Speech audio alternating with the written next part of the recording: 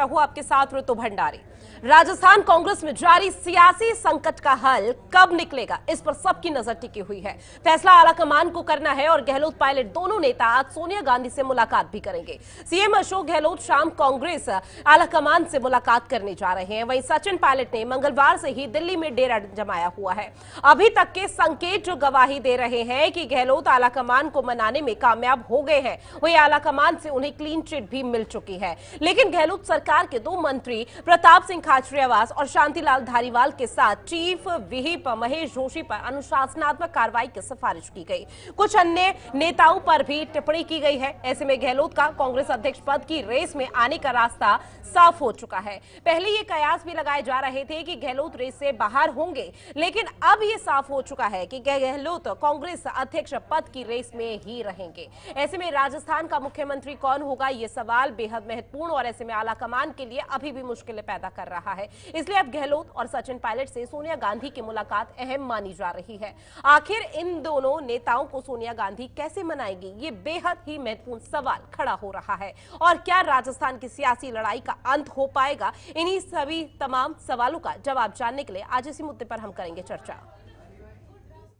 और मेरे जैसे लोग टिप्पणी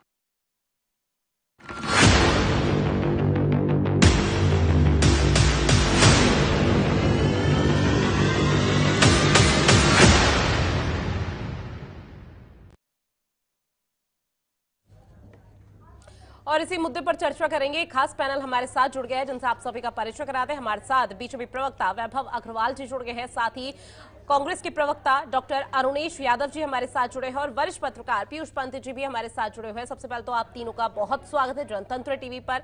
और शुरुआत यादव साहब आपसे, चल क्या रहा है आखिर कांग्रेस के खेमे में?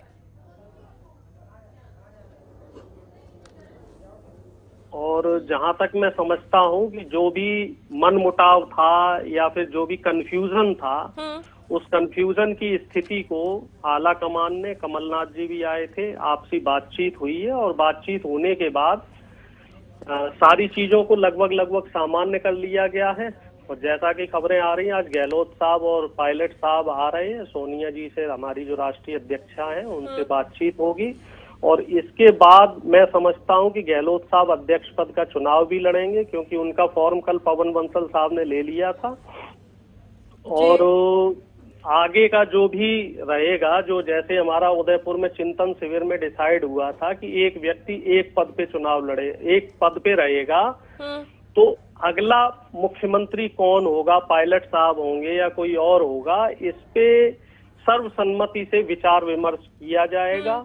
और एक बात और मैं स्पष्ट करना चाहता हूं, लेकिन जिस तरह से आपने कहा कि सर्वसम्मति के साथ विचार किया जाएगा कि सचिन पायलट अगले मुख्यमंत्री यहाँ राजस्थान के होंगे या नहीं, खैर ये तो आने वाला जो भी आपका चिंतन मंथन रहेगा कांग्रेस खेमे में, वो देखना बेहद महत्वपूर्ण रहेगा। लेकिन इस बीच क्या कांग्रेस सचिन पायलट को एक्सेप्ट कर पाएगी, क्योंकि दो फाड़ की स्थिति तो आप लोगों के गुट में देखी जा रही है?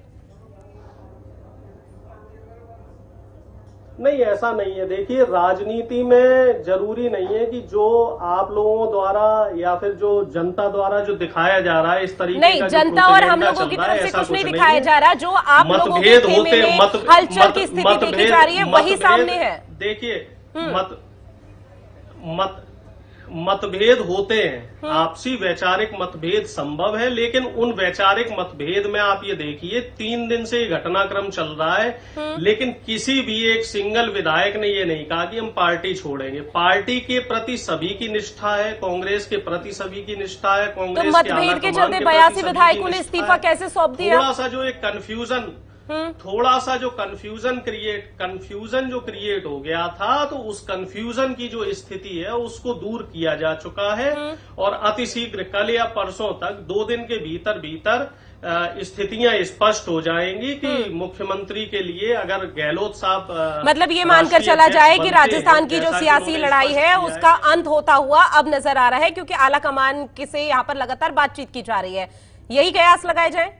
तो थी ही नहीं। मैं पहले स्पष्ट कर रहा हूं, मैं पहले ही आपको बता रहा हूं कि लड़ाई नहीं थी, कुछ मतभेद थे और उन मतभेदों को दूर किया जा चुका है। लड़ाई और संग्राम जैसी स्थिति नहीं थी।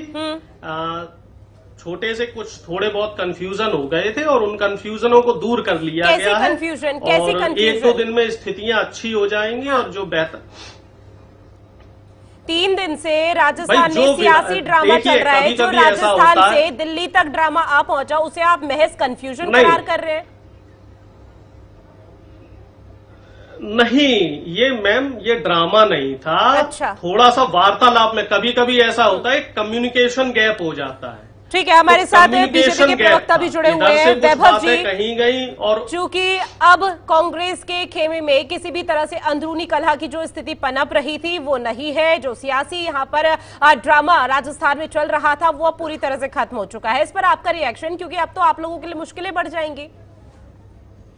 ऋतु जी, ऐसा है कि ना तो हमें इस पूरी कहानी से कोई लेना देना है और हम तो जनता के नाते तमाम बने हुए हैं, देख रहे हैं जैसे जिधर जाता है उधर ताली बजा लेंगे, इसमें क्या हो गया।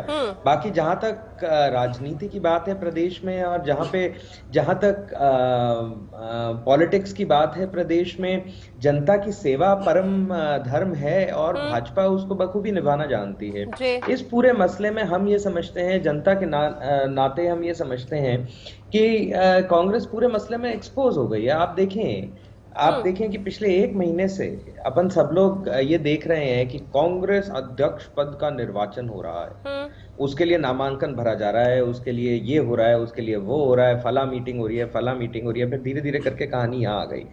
एक तरफ आप ऋतु जी देखें, डबल स्टैंडर्ड्स की बात बोलें तो एक तरफ आप देखें दोहरी धार कह लें या डबल स्टैंडर्ड्स की हिंदी क्या होती है वो पीयूष जी बेहतर बता पाएंगे। लेकिन मैं डबल स्टैंडर्ड की अगर बात करूं कि एक तरफ आप डेमोक्रेसी की बात कर रहे हैं, जनतंत्र लोकतंत्र की बात कर रहे हैं अपनी पार्टी में, दूसरी तरफ आप अशोक गहलोत को ऊपर से टांग रहे हैं या सचिन पायलट को आप पैराशूट से लैंडिंग करवा रहे हैं। अरे भाई, गहलोत साहब ने ठीक तो बोल दिया है कि एमएलए तय करेंगे कौन चीफ मिनिस्टर बनेगा, इसमें क्या हो गया। उसी तरह सारे लोग मिलकर अगर यदि सही तरीके से वोटिंग करेंगे और मैच फिक्स नहीं है तो अध्यक्ष भी कौन बनेगा क्या पता। हालांकि बीजेपी जिस तरह से आपने भी जिक्र किया शुरुआत में कि हमें कोई मतलब नहीं है किस तरह का यहाँ पर सियासी संग्राम चल रहा है, लेकिन नजर आप लोगों की भी पूरी बनी हुई है। पीयूष जी, रुख आपका, क्या ये मानकर चला जाए कि जो मुलाकात सोनिया गांधी और यहाँ पर गहलोत की होगी उस दौरान के बाद जो सियासी ड्रामा राजस्थान में पिछले कुछ दिनों से यहाँ पर जारी है वो खत्म हो जाएगा, थम जाएगा पूरी तरह से? देखिए ऋतु जी, संभावना तो कम ही लग रही है क्योंकि ये एक लावा है, आप समझ लीजिए जी, बिल्कुल। और वो लावा में विस्फोट हुआ है और ये जो चाहे वो सचिन पायलट हो या फिर जो आपस में जो भी कह लीजिए आप, आज से नहीं बहुत पहले से है। और अगर गहलोत अध्यक्ष बन जाते हैं और सचिन पायलट जो है कि मुख्यमंत्री बन जाते हैं तो फिर एक देखिए नई लड़ाई शुरू हो जाएगी, क्योंकि वो अध्यक्ष के रूप में अपनी बात रखना चाहेंगे, अपने हिसाब से जो है कि संगठन को वो करेंगे और हो सकता है कि वो ऑब्जेक्शन भी लगा दे कि सचिन पायलट को मुख्यमंत्री बनाने पे। तो ये तमाम चीजें होंगी। उधर सचिन पायलट जो है कि लगातार अशोक गहलोत के जो उनके करीबी हैं उनका पत्ता काटना शुरू करेंगे कैबिनेट में। तो ये तमाम टसल देखिए चलता रहेगा। ये एक, मैंने जैसे आपसे कहा कि लावा फूट पड़ा है, अब ये कुछ समय तक गर्म रहेगा ये, और इसका खामियाजा तो कांग्रेस को भुगतना पड़ेगा ही पड़ेगा इसका खामियाजा। तो सर, क्या ये मानकर चला जाए कि राजस्थान में जिस तरह से सियासी उफान चरम पर देखा जा रहा है, ये सियासी लड़ाई कांग्रेस के लिए, दिल्ली आला कमान के लिए का बड़ा इम्तिहान साबित हो सकता है? बड़ा नहीं ऋतु जी, बहुत बड़ा इम्तिहान है, क्योंकि देखिए अगले साल चुनाव है राजस्थान के, बिल्कुल। उसके बाद 2024 में जो है लोकसभा के चुनाव हैं, और राजस्थान के ये उम्मीद की जा रही थी, जैसे कि पंजाब में उम्मीद थी कि कांग्रेस लौट के फिर आएगी दोबारा, लेकिन वहां इन्होंने अपना बेड़ा गर्क करवा दिया। वहां पे जो यही इसी तरह की बातें वहां भी आई थी।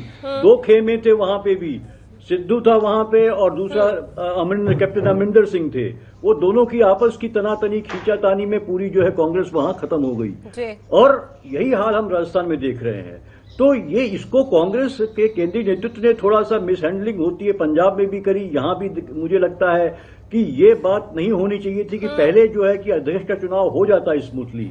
उसके बाद जो है कि मुख्यमंत्री के बदलने की बात की जाती, उसके बाद जो है कि अशोक गहलोत त्यागपत्र देते अपना एक पद एक उसके आधार पे, और तब जो है कि तो ये जो बीच का संकट पैदा हो गया, तब वो संकट पैदा नहीं होता, तब चीजें जो उस तरह से होती। लेकिन पहले ही जो है कि केंद्रीय नेतृत्व जो है कि बात कहती कि अशोक गहलोत रिजाइन करें, और तो इससे सारा मामला गड़बड़ हो गया। अशोक गहलोत को पहले से लग रहा था कि अगर मैं हार गया तो मेरा भविष्य क्या होगा, तो भविष्य को लेकर वो आतंकित से बढ़ गया। बिल्कुल, देखिए यहाँ पर तमाम तरह के अब जो भी रिएक्शंस है वो किस तरह से सामने आ रहे हैं, क्योंकि बेशक से कांग्रेस इस चीज को नकार दे कि कोई सियासी ड्रामा नहीं चल रहा, लेकिन पिछले कुछ दिनों से जो सियासी उफान कांग्रेस के खेमे में मचा हुआ है, वाकई में जो नींदें हैं वो किस तरह से उड़ी हुई है कांग्रेस खेमे की, वो साफ तौर पर देखी जा रही है राजस्थान में। एक बार फिर रुख आपका करूंगी अरुणेश जी, सीधा सा सवाल कि गहलोत को क्लीन चिट क्यों दी गई?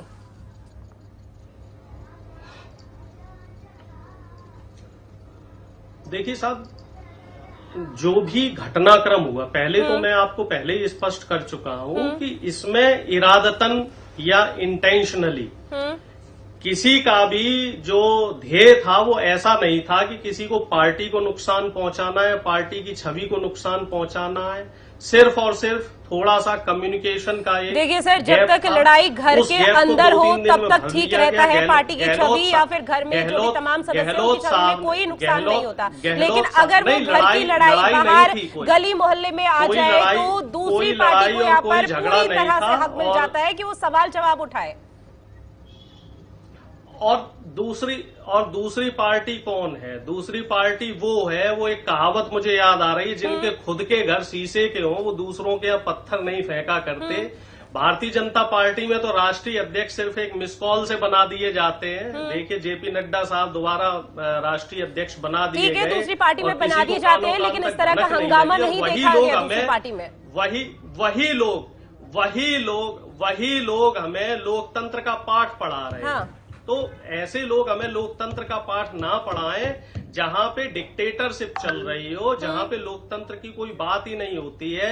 अगर कोई मुखर होके पार्टी के खिलाफ, कोई गाइडलाइन के खिलाफ कोई बात करता है या अपनी अभिव्यक्ति रखता है तो उसको साइड कर दिए जाता है। ऐसे तमाम, पहले भी बहस हो चुकी है, ऐसे तमाम उदाहरण रहे हैं। तो ऐसे लोग उचित है कि हमें लोकतंत्र का पाठ ना पढ़ाएं। ठीक है, आपको कोई लोकतंत्र का पाठ नहीं पढ़ा रहा, लेकिन सीधा सा सवाल कि गहलोत को क्लीन चिट क्यों दी गई? और 140 साल पुरानी पार्टी रही है, कई बार पार्टी में उतार भी आया, चढ़ाव भी आया। सर, मैंने आपसे कांग्रेस का इतिहास नहीं पूछा, सीधा सा सवाल आपसे पूछा गया है कि गहलोत को आखिर क्लीन चिट क्यों दी गई? क्योंकि जो गहलोत के खेमे के तमाम यहाँ पर समर्थक थे, उनको तो किसी भी तरह से क्लीन चिट नहीं दी गई है।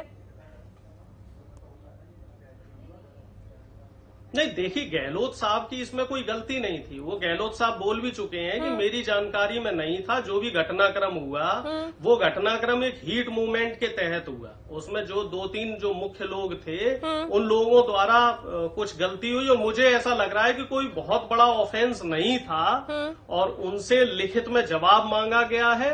और जो भी कार्रवाई होगी, चूंकि देखिए पार्टी सर्वप्रथम, पार्टी सबसे पहले, और अनुशासन अगर किसी भी पार्टी में, किसी भी दल में नहीं है तो अनुशासनहीनता के तहत उन पे जो भी कार्रवाई होनी चाहिए उसका स्वागत है। अगर उनकी जगह कोई और भी होता, मैं भी होता, तो मेरे ऊपर भी अगर मामले को लेकर अनुशासनात्मक कार्रवाई होती तो मैं उसका स्वागत करता। अरुणेश जी ने बहुत अच्छा बोला ऋतु जी।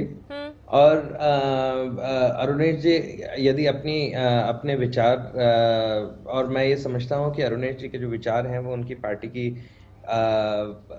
की सोच प्रक्रिया आज की तारीख में, जो कि बम फूट चुका है ऑलरेडी, हम ये समझते हैं कि कम्युनिकेशंस में पीआर का बंदा हूँ, पब्लिक रिलेशंस से बहुत बेहतरीन तरीके से वाकिफ हूँ। तो मैं ये समझता हूँ कि बम ऑलरेडी फूट चुका है और उस पे अब जितना नुकसान हुआ है उसके फूटने से अब उसकी भरपाई होनी है। तो अरुणेश जी ने जिस तरह बात रखी वो बड़ी सटीक रखी। लेकिन अब उन्होंने अगर 140 साल का इतिहास दोहराया है तो मैं उनको ये भी बताता हूँ कि मैं इतिहास में तो नहीं जाऊंगा, लेकिन जो पार्टी, जो राजनीतिक दल देश का विभाजन कर दे धर्म के नाम पर, वो अपनी पार्टी का विभाजन होते हुए कैसे रोक पाएगा? जाति के नाम पर या धर्म के नाम पर। आज के अशोक गहलोत की लड़ाई और सचिन पायलट की लड़ाई राजस्थान में चरम पर है कई कारणों से, लेकिन उसमें सबसे बड़ा कारण है गुर्जर और अशोक गहलोत जी के गहलोत परिवार के समाज की लड़ाई है और वर्चस्व की लड़ाई है। इसमें कई चीजें होती हैं। हमारे राजस्थान में बहुत अलग अलग तरीके की राजनीति होती है। तो मेरे ख्याल से जो राजनीतिक दल एक अपने देश का बंटवारा सह सकता है वो किसी भी हद तक जा सकता है। और कांग्रेस, जाहिर सी बात है कि पिछले उनके 140 सालों के इतिहास में कांग्रेस कई बार टूटी है। लेकिन एक तरफ कांग्रेस की तरफ से भारत जोड़ो यात्रा की जा रही है और दूसरी तरफ आप लोगों की तरफ से इस तरह के रिएक्शन आते हैं कि कांग्रेस को भारत जोड़ो यात्रा से पहले खुद अपनी पार्टी के अंदर झांकने की जरूरत है, कांग्रेस को जोड़ने की जरूरत है। एग्जैक्टली। तो वो बहुत जरूरी बात है इसके अंदर, क्योंकि भारत जोड़ो यात्रा हमने पहले भी ये पूछा था कि भारत जोड़ो यात्रा का मतलब क्या हुआ, किसने दिमाग लगाया इसके ऊपर, मुझे तो ये समझ नहीं आया। क्योंकि भारत तो कोई टूटा हुआ नहीं है। तो इनको हो सकता था ये कहते भारत सद्भावना यात्रा है या कुछ है, तो वो फिर भी एक बार को चल जाता, क्योंकि कांग्रेस की राजनीति अन्य प्रदेशों में राष्ट्र की राजनीति में जिस तरह होती है वो होती है, तो वो एक बार को वैसे बोलते तो हो सकता है चल जाता। लेकिन जोड़ो यात्रा किस चीज से जोड़ रहे हैं, कौन सा भारत टूटा हुआ है, वो तो बता नहीं पा रहे जनता को। तो और सबसे बड़ी बात रितु जी, मैं आपका ध्यान आकर्षित करना चाहूंगा कि देश जहां पे पीएफआई जैसे पॉपुलर फ्रंट ऑफ इंडिया जैसे टेररिस्ट ऑर्गेनाइजेशंस को बैन कर रहा है, वहीं पे राहुल गांधी जी की भारत जोड़ो यात्रा, कांग्रेस की भारत जोड़ो यात्रा वहीं पे है। और वहां पे राहुल जी ने अभी तक कुछ बोला भी नहीं, जो राजनीतिक दल प्रधानमंत्री के कपड़ों पर कवायद कर सकता है, एक कमेंट कर सकता है। हमारी चर्चा का फिलहाल मुद्दा नहीं है सर, तो इसलिए मैं आपको इंटरप्ट करना चाहूंगी, क्योंकि आप पीएफआई को लेकर भी यहाँ पर चर्चा आपसे करेंगे। लेकिन फिलहाल एक बार फिर से रुख अरुणेश जी आपका, देखिए साफ तौर पर बीजेपी का कहना कि भारत जोड़ो यात्रा तो आप कर रहे हैं, जबकि भारत को जोड़ने की जरूरत ही नहीं है, भारत पहले से यहाँ पर एकजुट है। और इस बीच आप लोगों को अपनी पार्टी के अंदर झांकने की जरूरत है। जहां सरकार आप लोगों की बनी हुई है 3 राज्यों में, तो उन लोगों पर अगर आप ध्यान दें तो शायद आने वाले समय में एक बार फिर से कांग्रेस मजबूती के साथ सामने आ सकती है। देखिए, मुझे एक बहुत पुरानी कहावत याद आई कि जब लोमड़ी अंगूर नहीं खा पाती है तो कहती है कि अंगूर खट्टे हैं। बिहार में, झारखंड में और राजस्थान में, इन तीनों राज्यों में इन्होंने लोकतंत्र की हत्या करने का पूरा प्रयास किया। तीनों जगह ये विफल रहे। तो अब तरह तरह के हमें जो भाषण दिए जा रहे हैं, ज्ञान दिया जा रहा है। और दूसरी बात जो हमारे बड़े भाई ने कही है, वैभव साहब ने, मैं इनका सम्मान करता हूं कि भारत कहाँ टूटा हुआ है। तो सर्वविदित है कि गरीबों से लिया जा रहा है, अमीरों को दिया जा रहा है। जो मौजूदा सरकार है ये सिर्फ बड़े बड़े व्यापारियों और पूंजीपतियों के लिए काम कर रही है, जहां छोटे जो मध्यम वर्गीय लोग हैं उनके ऊपर जीएसटी का बोझ बढ़ रहा है और उच्च वर्ग को टैक्सेस में राहत दी जा रही है। सभी को मालूम है डायरेक्ट और इनडायरेक्ट टैक्स का क्या खेल हो रहा है। लाखों करोड़ रुपए बट्टे खाते में डाले जा रहे हैं। अंबानी, अडानी जैसे जो बड़े बड़े उद्योगपति, पूंजीपति हैं, इनको लाभ पहुंचाने की कोशिश की जा रही है। गुजरात के एक ऋषि अग्रवाल जी हैं जिनकी एबीजी नाम की कंपनी है, वो 22,000 करोड़ रुपया आईसीआईसीआई बैंक का लेके भाग गई है। तो भारत को तोड़ने का प्रयास बीजेपी कर रही है। गरीब और अमीर में भारत को तोड़ा जा रहा है। एक तरफ अडानी जी इस देश के नहीं दुनिया के भी बड़े रईसों में शामिल हो चुके हैं और दूसरी तरफ हम नामीबिया से भी नीचे आ गए। हमारे पास अगर गरीबी का वो क्रमांक देखा जाए तो नामीबिया से भी ज्यादा गरीब अब हमारे यहाँ है। पहले कहा जाता था कि भारत को तोड़ने के लिए दूसरी पार्टी यहाँ पर प्रयास कर रही है, तमाम तरह के कदम इस तरह से भारत क्या कर रहे हैं? इस तरह से भारत 2 भाग में आर्थिक आधार पे, सांप्रदायिक आधार पे भारत को बांटने का प्रयास किया जा रहा है। और कांग्रेस पार्टी पूरा प्रयास कर रही है कि हम लोग कश्मीर, कन्याकुमारी से लेके कश्मीर तक एक यात्रा हमारी चलेगी। लेकिन ये सवाल गलत तो नहीं उठाया गया कि अगर भारत को जोड़ने का प्रयास किया जा रहा है, भारत जोड़ो यात्रा की जा रही है, सबसे पहले आप लोग अपनी पार्टी के अंदर खाने में जो यहाँ पर खलबली मची हुई है, जिस तरह की खिचड़ी पक रही है, उसे सुलझाएं आप लोग। देखिए जी रितु मैम, आपको मालूम है कि देखो राजनीति में कोई विचारधारा ऊपर उठती है और कोई विचारधारा नीचे जाती है। कोई पार्टी सत्ता में आती है तो कोई पार्टी विपक्ष का सामना करती है। कुछ लोग ऐसे थे इस समय कांग्रेस पार्टी में जो हमेशा सत्ता में रहे और जिन्हें सत्ता में रहने की आदत है, जिन्हें जमीन पे जो संघर्ष करना भूल गए हैं, तो सिर्फ वही लोग डर से, भय से या लालच से इस समय पार्टी को छोड़ के जा रहे हैं, चाहे वो गुलाम नबी आजाद साहब हो, चाहे आरपीएन साहब हो, चाहे जितिन प्रसाद जी जैसे लोग हों। जो लोग संघर्ष करना जानते हैं, जो लोग गांधीवादी विचारधारा से जुड़े हुए हैं, जो लोग पार्टी की आइडियोलॉजी को मानते हैं, तो वो लोग अभी पार्टी के अंदर किसी तरह की कमी होगी, तभी शायद कांग्रेस बैकफुट पर है। नहीं, देखिए ऐसा है, मैं बहुत सारी ऐसी बातें हैं जो मुझे लग रहा है या समय अभाव के कारण नहीं हो पाएंगी। जिनकी मैंने बात की, ये लोग हमेशा सत्ता में रहे। कोई राज्यसभा रहा 30 साल 40 साल, अब उनको राज्यसभा नहीं दी गई या उनको सीडब्ल्यूसी मेंबर नहीं रखा गया, तो अब वो संघर्ष नहीं करना चाहते। यादव जी, आपका वैभव जी, आप अपनी बात रखें। अरुणेश जी की बातें बिल्कुल सराखों पर हैं और मैं उनके मान सम्मान का धन्यवाद करता हूं और मेरी फीलिंग्स भी उनके प्रति सेम है। अभी मैं लेकिन उनकी एक चीज बताता हूं कि वो कल में जीते हैं, आज में नहीं जीते। कांग्रेस, दिक्कत ये हो रही है कि कांग्रेस अपनी खोई हुई जो पुश्तैनी जमीन, जिसको ये पुश्तैनी जमीन मानते थे, जबकि भारत तो मेरा, आपका, पीयूष जी का, अरुणेश जी का, सबका है, बराबर। तो ये जिस चीज को समझते थे, तो इन्होंने गुजरात के ऋषि अग्रवाल का नाम लिया एबीसी स्कैम में। पिछले हफ्ते ही वो अरेस्ट हुए हैं और उनके जो 28 बैंक के लोन हैं 22,800 करोड़ रुपए, जिसमें आईसीआईसीआई बैंक के 7,000 करोड़ है। मेरे से पूछो ना, मैं बताता हूँ, ठीक है। पिछले हफ्ते अरेस्ट कर लिया गया है उनको। उनका ज्यादातर जो लोन है वो डॉक्यूमेंट्स के हिसाब से पब्लिक में है, सीबीआई के वेबसाइट पे जाएं, उनकी चार्जशीट की कॉपी आपको मिल जाएगी। 2005 से 2012 के बीच में, अब किसकी सरकार थी 2005 से 2012 के बीच, मैं बताऊंगा कि अरुणेश जी आपके दल को, मुझे तो नहीं लगता है कि आपके इतने पुराने बढ़िया बड़े दल को मेरे ज्ञान की जरूरत है। ये तो हमारा क्या है, काम करने का तरीका है, हम चुपचाप काम करते रहते हैं। आप ऐसे ही मुद्दे उठा के लाइए, हम उसको मुद्दों को एड्रेस करेंगे और देश का पैसा कहीं नहीं जा रहा है, हमारे होते हुए तो नहीं जाएगा। देखिए, जो 70 साल में करप्शन आप लोगों ने करा और आपके सहयोगी दलों ने किया, अन्य दलों ने किया, हमारे तो कितने साल थे उसमें से गिन के भी मेरे ख्याल से 10% भी नहीं पहुंचेंगे वहां पे, ठीक है। तो 70 साल में जो आपने किया मेजॉरिटी होते हुए, और माइनॉरिटी को तो वैसे कोई नहीं पूछता, तो आपके हिसाब से है ना, तो उसमें क्या है कि हमने 7-8 साल में जितना काम कर लिया है वो 70 साल नहीं है, वो हमने 100 साल का काम कर दिया है अगर आपकी सरकार होती तो।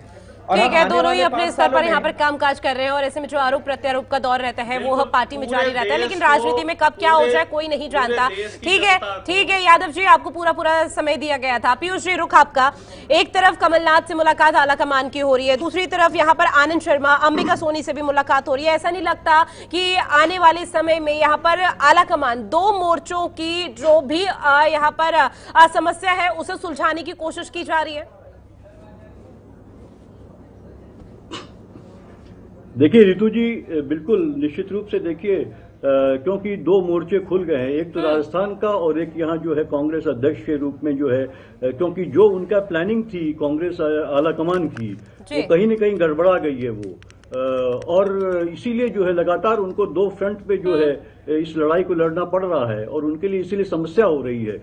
और दोनों ही फ्रंट में किरदार एक ही, मतलब कॉमन है, एक किरदार कॉमन है वहां पे, अशोक गहलोत कॉमन है वहां पे, तो वो वहां पे ये बहुत दिक्कतें आ रही हैं। इसीलिए देखिए दूसरे नेताओं को और अशोक गहलोत के साथ बहुत बड़ा एक्शन ले भी नहीं सकती कांग्रेस, क्योंकि उनका एक अपना स्टेटस है राजस्थान में, उनकी एक पकड़ है राजस्थान में और वो काफी करीबी माने जाते हैं। उनके पास बहुत कुछ चीजें ऐसी भी होंगी, जानकारियां होंगी, क्योंकि सोनिया गांधी के करीबी होने के नाते, तो जिसको कांग्रेस नहीं चाहेगी कि उनको नाराज किया जाए उस तरीके से, लेकिन कांग्रेस ये भी चाहती है कि एक डिसिप्लिन बनी रहे, क्योंकि जिस तरह से उनके विधायकों ने जिस तरह से जो एक्शन लिया है वो निश्चित रूप से, भले ही गहलोत कहें कि मेरा उसमें कोई हाथ नहीं था, मेरी जानकारी नहीं थी, लेकिन बदनाम तो वही हुए हैं क्योंकि वो उनके नेता हैं, वो मुख्यमंत्री हैं और उनके जो करीबी विधायक हैं, उनके सपोर्टर्स हैं, और वो भी कम नहीं जो है कि 82 जो है विधायकों ने जो है अपना त्यागपत्र दे दिया और मीटिंग में नहीं गए जो मीटिंग बुलाई गई थी। तो ये बहुत बड़ा जो है कि एक जो है आरोप कहें या एक दाग लगा है गहलोत के ऊपर।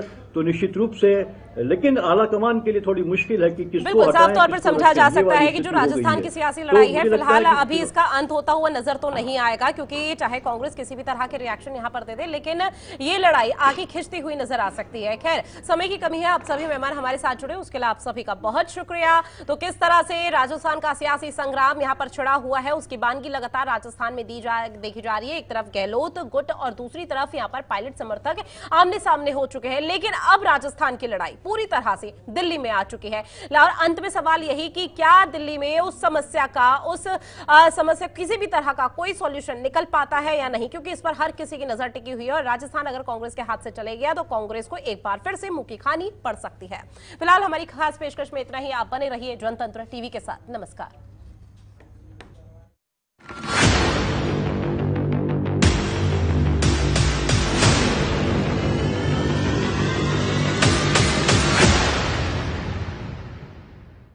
क्या आप दुबले पतले कमजोर हैं, आपकी सेहत नहीं बनती, भूख कम लगती है, वजन नहीं बढ़ता? दरअसल मेन बात खाना पीना खाना नहीं है, मेन बात है खाया पिया लगना। और अगर खाया पिया लगेगा ही नहीं तो आपकी